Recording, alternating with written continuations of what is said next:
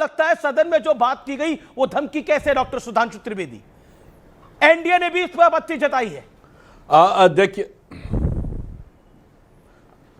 राहुल गांधी जी ने जो आज जो स्पीच में एक वाक्य बोला कि लॉ चेंज कर देना चाहिए कि इलेक्शन कमीशन जो चाहे वो न कर सके, ये नहीं कि वो जो कुछ करता रहे, मतलब बहुत साफ कि उन्होंने चुनाव आयोग की स्वायत्तता के बारे में अपनी मंशा साफ कर दी कि वो सरकार का नौकर बन के रहे जैसे बाकी नौकरशाह रहते हैं, जैसे इनके दौरे हुकूमत में जैसे secretary government of India by an executive order appoint होता था, वैसे ही इलेक्शन कमीशन अपॉइंट होता था।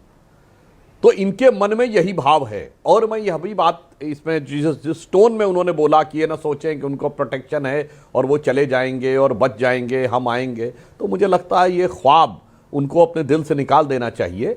और मैं एक थोड़ी अलग बात कहता हूं, चुनाव की बात छोड़िए, ये बताइए कांग्रेस पार्टी को आपने कितनी राजनीतिक गतिविधियां करते देखा है? हमारे सांसदों ने सब जगह सांसद खेल कूद प्रतिस्पर्धाएं आयोजित की हैं और कुल मिलाकर देश भर में सभी सांसदों द्वारा आयोजित खेल कूद प्रतिस्पर्धा में 1 करोड़ युवाओं ने भागीदारी की है। कांग्रेस ने ऐसा कोई कार्यक्रम किया है? बताइए। सरदार पटेल जी की जयंती के संदर्भ में हमारी लगातार यात्राएं चल रही हैं। राहुल गांधी की निजी यात्रा को छोड़कर कोई यात्रा कांग्रेस पार्टी ने की है? बताइए। कांग्रेस पार्टी के कितने मंडलवार कार्यकर्ता सम्मेलन, कितने जिलेवार कार्यकर्ता सम्मेलन हुए हैं? मोदी जी के जन्मदिन से गांधी जी की जन्मदिन तक हमने सेवा सप्ताह मनाया था। ऐसे कितने कार्यक्रम करते कांग्रेस को देखा है? मैं बताना चाहता हूं, सांसदों का 1 दिन का शिविर लगा था, आप सबने वो वीडियो देखा होगा, प्रधानमंत्री जी पीछे जाके बैठे, उन्होंने कहा सब सांसद अपनी अपनी बात बोले, फिर ग्रुप्स बनाए गए कि उन ग्रुप्स में बैठकर अपनी अपनी विषय रखिए। ऐसा कोई कार्यक्रम होते देखा? बताइए ना भाई। आप कोई पॉलिटिकल एक्टिविटी होते हुए देख रहे हैं? नहीं। कोई पॉलिटिकल काम कर रहे हैं? नहीं। जनाधार बनाने का कोई कार्य कर रहे हैं? नहीं। कोई पन्ना प्रमुख, मंडल अध्यक्ष, बूथ लेवल एजेंट कुछ बनाए हैं? नहीं। अब मैं पूछना चाहता हूं, अभी भी सापरा साहब, अभी बिहार के चुनाव परिणाम आए 45 दिन नहीं हुए हैं। सीसीटीवी के लिए जो मेज पटक रहे थे, हाथ पांव झटक रहे थे राहुल गांधी जी, कहिए ना अभी एप्लीकेशन दें, अभी 45 दिन में सीसीटीवी मिल सकता है, क्यों नहीं मांग रहे हैं? ओके, आरोप बड़े-बड़े लगाते हैं, जो कहते हैं 6 बजे के बाद। ओके, अब सुधांशु जी आपने बात को रखा। एक सेकंड, चरण सिंह सापरा, आप लोग आरोप बड़े लगाते हैं, धमकीबाजी करते हैं, लेकिन हलफनामा नहीं देते हैं। 45 दिन तक सीसीटीवी पड़े हुए हैं, क्यों नहीं मांग लेते आप? अगर आपको भरोसा है कि गड़बड़ कर रहा है एनडीए, तो आप सीसीटीवी की फुटेज क्यों नहीं मांग लेते? क्यों बार बार भाग जाते हैं अपने एजेंडे से? आप देखिए, आपके पास ताकत है लोकतंत्र के अंदर, उसका इस्तेमाल क्यों नहीं करते आप फिर? अमित जी, हैरत की बात यह है, मुझे लगता है कि अभी विपक्ष को भी और कांग्रेस पार्टी को भी वो क्या क्या कार्यक्रम कर रहे हैं, कौन से राज्य में क्या हो रहा है, ये सारा रिपोर्ट कार्ड सुधांशु त्रिवेदी को देना पड़ेगा या नरेंद्र मोदी जी को देना पड़ेगा या जेपी नड्डा को देना पड़ेगा? ये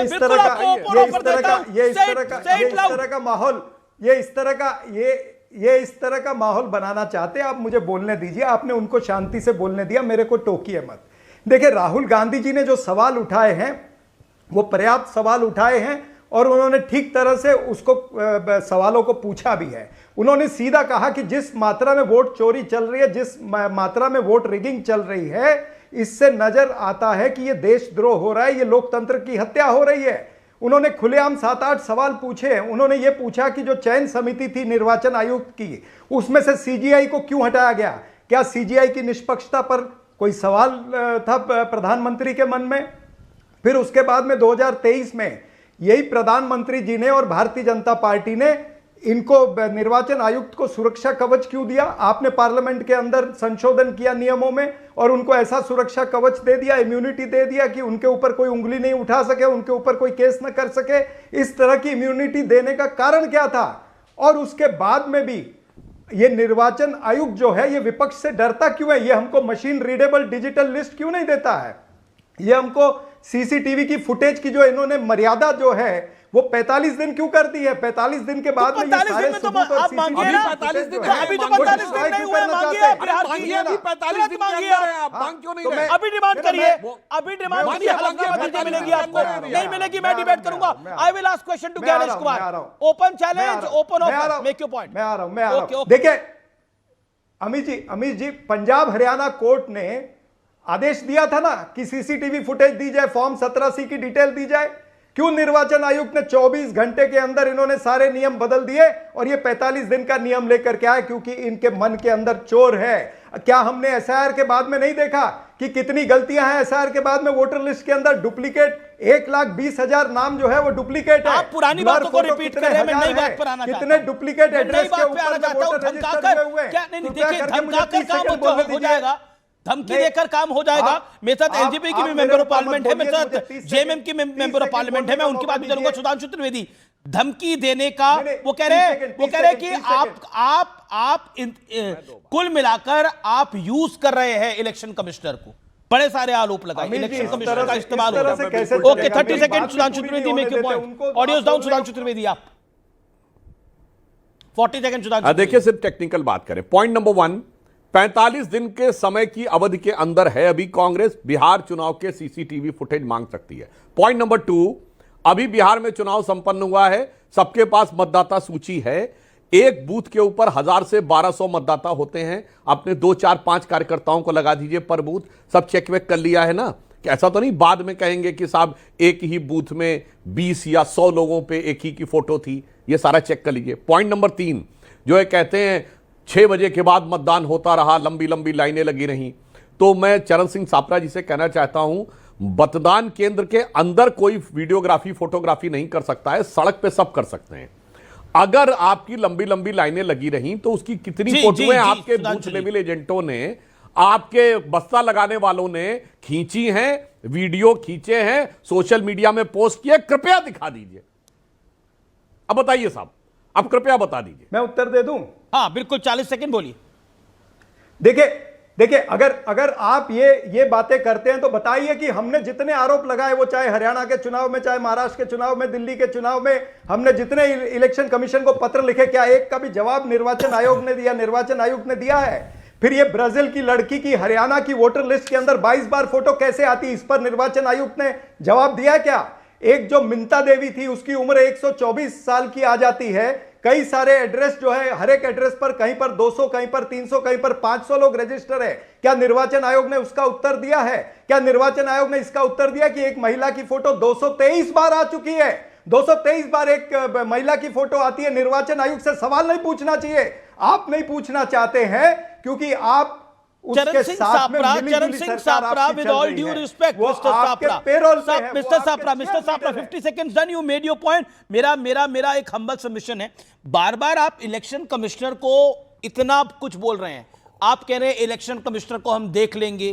बेसिकली ये वो अंदाज है जिसके अंदर गली मोहल्ले में कहा जाता है, अगर तुमने हमारी तरफ आउट का इशारा नहीं दिया अंपायर को, तो दूसरा कहता है कि मैं तुम्हें देख लूंगा, हम तुम्हें घर से ढूंढ के निकालेंगे। उसी तरह की ये बात है। मैं एक और मेंबर ऑफ पार्लियामेंट है अरुण भारती, 1 सेकंड, एनडीए के हैं, LJP Ram Vilas, hold on, Arun Bharti की बात जाता हूं। अरुण भारती, इस देश के अंदर, और मैं इस देश बिल्कुल स्पष्ट रूप से कहना चाहता हूं, कितने इलेक्शन कमिश्नर हुए हैं जो पॉलिटिकल पोस्ट पे गए हैं? मैं कईयों के नाम यहां गिना सकता हूं एक एक करके।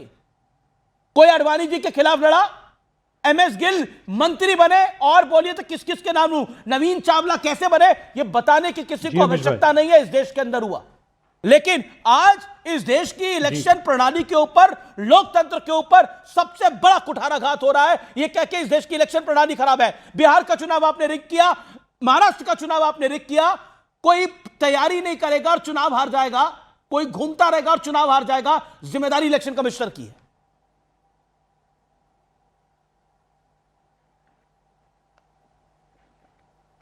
अरुण भारती, हेलो जी, अरुण भारती जी, आवाज मिल रही है आपको? अमीश भाई, आप सॉरी, आवाज धीरे आ रही थी, सुनाई नहीं दिया।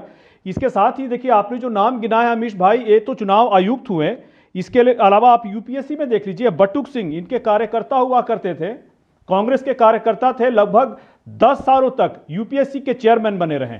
दरअसल राहुल गांधी जी को वर्क फ्रॉम होम करने की आदत है, वो एक जमीनी राजनेता नहीं है, वो एक वर्क फ्रॉम होम करने वाला राजनेता है और चाहते हैं कि चीजें सब उनके मन मुताबिक हो। देखिए, जनता के दिलों में उतरने के लिए आपको जमीन पर उतरना पड़ता है। राहुल गांधी जी 94 बार इल्जाम लगा चुके हैं ईवीएम पर, माफ कीजिएगा 94 बार नहीं, 94 टाइम्स लगा चुके हैं कि ईवीएम के कारण चुनाव हारते आए हैं। अब उनको मिला है नया बहाना एसआईआर का, ईवीएम, उसके बाद एसआईआर, और एसआईआर में भी जो भी वो आरोप लगा रहे हैं उस किसी आरोप को वो साबित करने के लिए आगे नहीं आ रहे हैं। अब बिहार का ही देख लीजिए, एसआईआर का होने के बाद, रिजल्ट आने के बाद भी मैं आपको कुछ विधानसभा के नाम बताता हूं जहां पर जहां पर एसआईआर के बाद वोट कटे हैं लेकिन वहां कांग्रेस के लोग जीते हैं। जैसे आप देख लीजिए वाल्मीकि नगर, जैसे आप देख लीजिए चनपटिया, वहां से कांग्रेस के लोग जीते हैं, ढाका राजद के लोग जीते हैं। तो जो आरोप लगाते हैं राहुल गांधी की उनका वोट कट रहा है, तो अगर वोट कट रहा है तो राहुल गांधी और राजद के लोग वहां कैसे जीत रहे हैं? उसी तरह से फारबिसगंज, रामगढ़, जहानाबाद, इन सभी नतीजों को देखा जाना चाहिए और राहुल गांधी जी से पूछा जाना चाहिए कि वो जमाना गया जब आपके मुताबिक चीजें होती थी, आप राष्ट्रपति की शक्तियां कम कर देते थे, आप संस्थानों की शक्तियां कम कर देते थे, और आज जब चीजें आपके हिसाब से नहीं हो रही है तो आप चुनाव आयुक्त, वर्तमान चुनाव आयुक्त को भी धमकी देने से बाज नहीं आ रहे हैं। देखिए आने वाले समय में उन्हें भी पता है जिस तरह से जनता का उनका जुड़ाव लगातार कमजोर होता रहा है, कांग्रेस कमजोर होती आ रही है। बिहार में सिंगल लार्जेस्ट पार्टी हुआ करती थी, सिंगल डिजिट की पार्टी हो गई है। Okay, single largest to single digit, Rahul Gandhi. Okay, NDA से ओके, सिंगल लार्जेस्ट से सिंगल डिजिट और वर्क फ्रॉम होम में राहुल गांधी बिलीव करते हैं इसका। देखिए आज ये बात श्रीकांत शिंदे ने भी कही, जो कि बड़े नेता हैं, शिवसेना के मेंबर ऑफ पार्लियामेंट हैं श्रीकांत शिंदे। उन्होंने बोला कि कांग्रेस इनके नेता जब चुनाव होते हैं तो बाहर चले जाते हैं, तो चुनाव कैसे जीतेंगे? देखिए अब पूरा एनडीए कह रहा है आराम करके चुनाव नहीं जीता जाता, घूमकर चुनाव नहीं जीता जाता। LJP to Shiv Sena. देखिए मुझे अच्छा लगता अगर एलजेपी के प्रवक्ता कहते कि मशीन रीडेबल डिजिटल लिस्ट देने में कोई हर्ज नहीं है, निर्वाचन आयोग को दे देनी चाहिए, विपक्ष को और सभी सत्ताधारी पार्टी को भी, लेकिन ये ऐसा नहीं कहेंगे क्योंकि आज क्या चल रहा है, एसआईआर जो है वो वोट चोरी का हथियार बन गया है। सर वोट चोरी क्या लगा रखा है? स्पेशल पब्लिक इंटेंसिव ने रीडिंग हो गया। रिजेक्ट कर दिया है। एक मिनट मेरी बात पूरी होने दो ना, वोट चोरी एजेंडा